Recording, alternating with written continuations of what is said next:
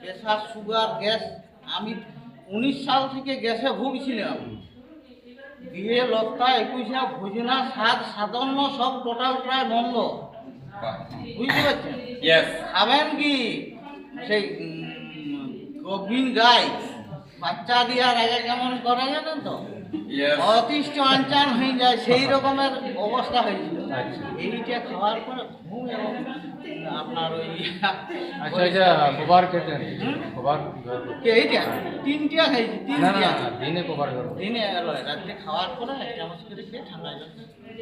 Gas একবারে ম্যাজিকের মতন, ওই সেই জাদু দেখেন ম্যাজিক উড়িয়ে যায়, সেই রকম উড়িয়ে গেল। এখন পুরা ফিট। ইয়া সাধ্য লতা ভোজনা যাই যে গরুর মতন খাই দেবো, হজম কোনো অসুবিধা নাই।